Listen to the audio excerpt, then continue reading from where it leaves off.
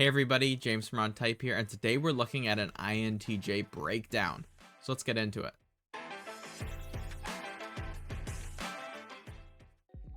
Alright, so let's get into this INTJ breakdown. What is an INTJ's ego functions? Well, first they have introverted intuition. This means they're very kind of heroic with their choices, their desires, their will, their hopes, their general decision making is quite an optimistic function for them. It is their first function. And this makes INTJs really future focused. They're always looking into their own future, looking at what they want, what decision they're going to make. This is why they're known as being very strategic as well.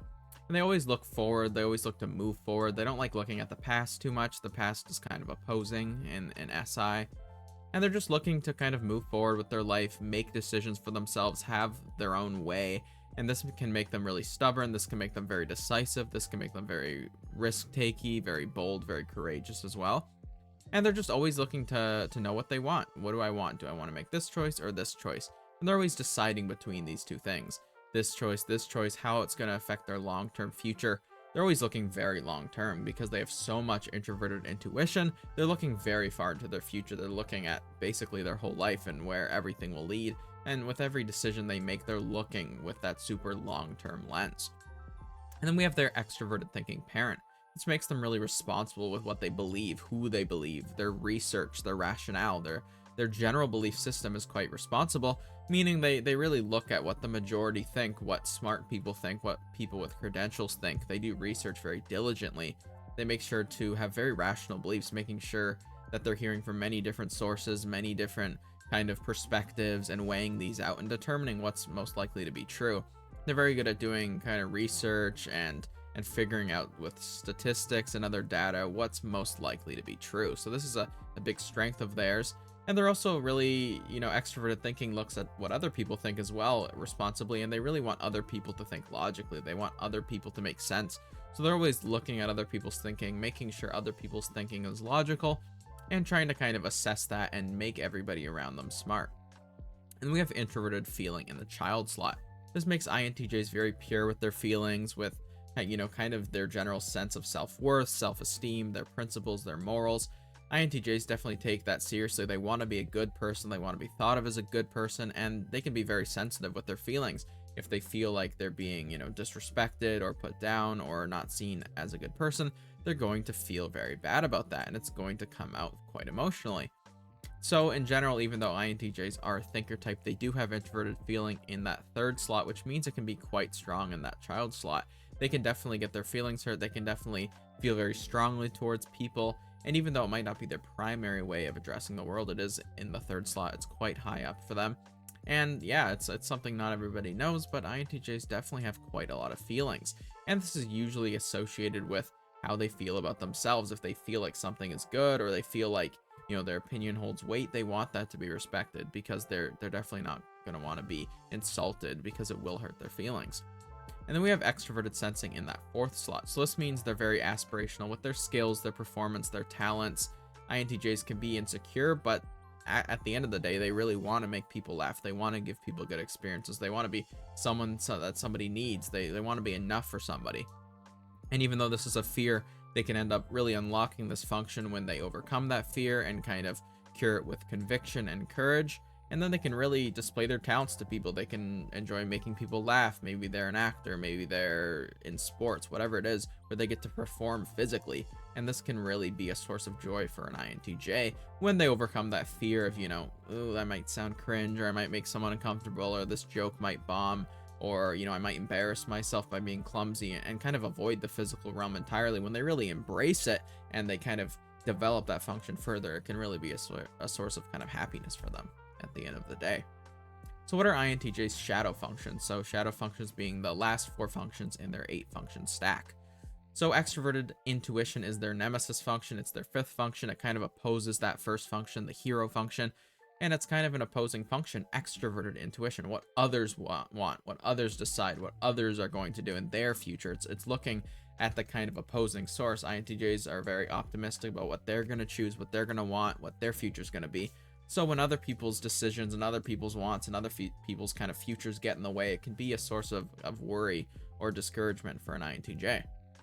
And in general, they are worried about what other people might choose or what other people might want to do or want differently from the INTJ themselves, and potential negative consequences, futures, things that can happen that are out of their control. So they're very optimistic about their decisions, what they get to decide, but things that they don't get a say in, things they don't get a control in, they can be much more stressful for an INTJ.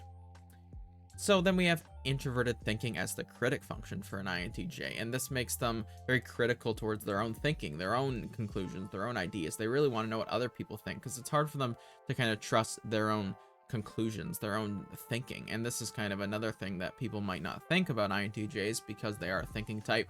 They're always telling people they're stupid. They're always telling people that they're wrong. How is it that they're insecure about their own thinking? Well, that's really what it comes down to. They hold themselves to such a high standard of always thinking the right things that they actually kind of demand that out of other people too. And while INTJs can be very smart, have great conclusions, they can also avoid thinking because it's kind of a pessimistic function. It's a little bit lower down, and they can end up just relying on other people's thinking to kind of be intelligent themselves. So they might kind of default to what everyone thinks around them in order to not have to think too much themselves. But when they really develop this function and think things through, they can have really great conclusions as well. It's just a sense of criticism in their mind, and they can be very hard on themselves that they're stupid, that they're wrong, that they're, not correct in their thinking, that they don't know the truth. And this can kind of, come out on other people if they end up holding other people to a really high standard with the TE parent as well. But if they kind of think through things, they can come to really great conclusions with this function, and they can be a little bit nicer to themselves as well and not be so hard on themselves and expect themselves to always think the right things or always have the perfect logical conclusions. And then they have extroverted feeling as their trickster function. This makes it hard for them to be aware of how others feel, to have mercy for others, to have empathy for others, to have kind of an ethical awareness in general. And this makes it really hard for them to understand. They're really pure with their feelings, as we talked about before. They're kind of sensitive with them. It's that child slot. It's kind of it's close to their heart. So other people's feelings, what everyone else likes or dislikes or feels about something, it's kind of out of their main viewpoint. It's in their blind spot, the trickster. So it's a little less aware from them, and this might cause them to be, mean, insensitive, rude, socially, I don't know what the right word to say is, but antisocial maybe in a way. Now, INTJs in general aren't antisocial. It's just this function can have some of those effects. Technically, all the types, their weaknesses can definitely be antisocial, but having low FE does make it hard for INTJs to always read social cues, social situations. Oh, did I just offend that person? How is this person going to feel if I say this about them? And that TI critic is very honest, and then it doesn't have that FE kind of to balance it.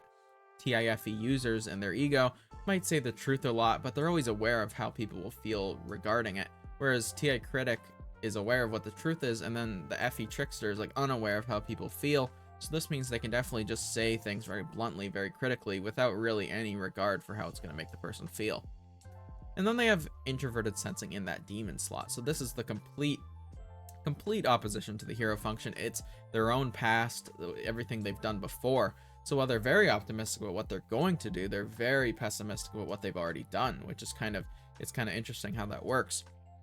And its own experiences and as well of its own needs are very ignored because they're extroverted sensing in that fear slot, in that aspirational slot. It's trying so hard to make other people have a good experience and have other people have their needs met that it really doesn't want to worry about its own needs. Its own needs are kind of this like annoying obligation that's stopping it from getting what they want.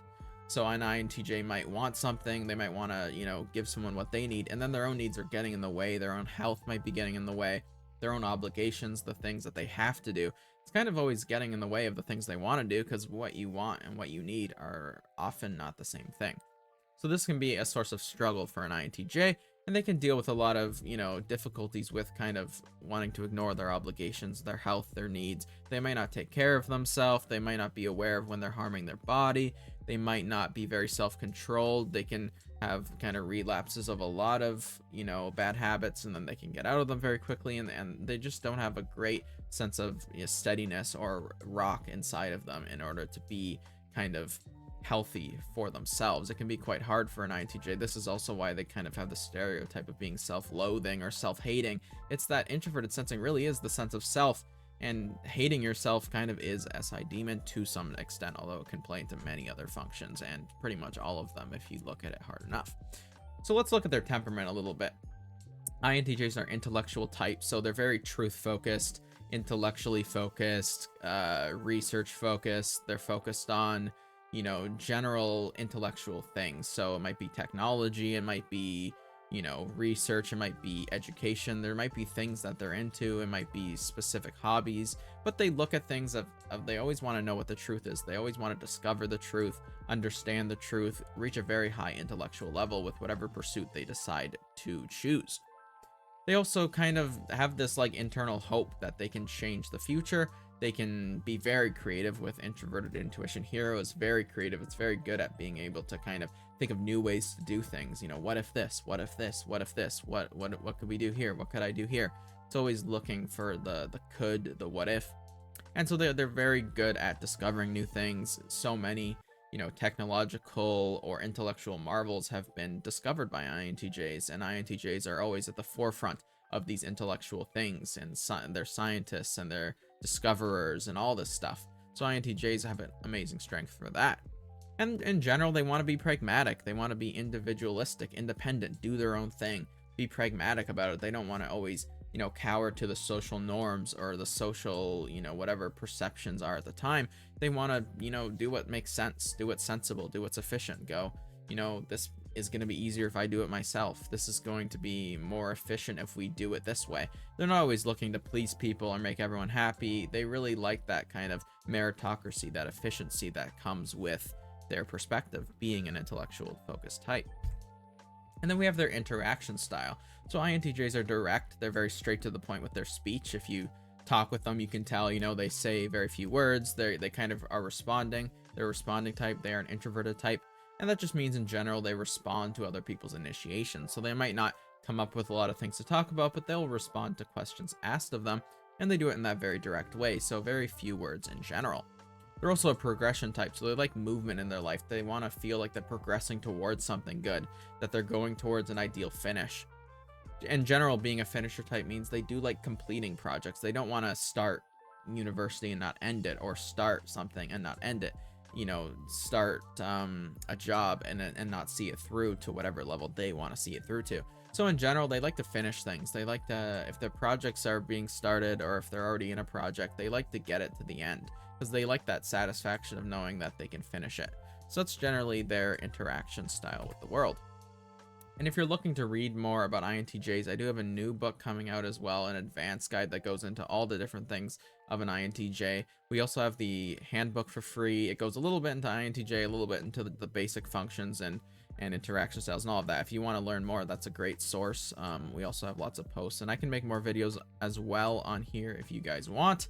I know that there's a few of you commenting down below, and whatever you guys want, I am happy to do, because that's the feedback I'm looking for.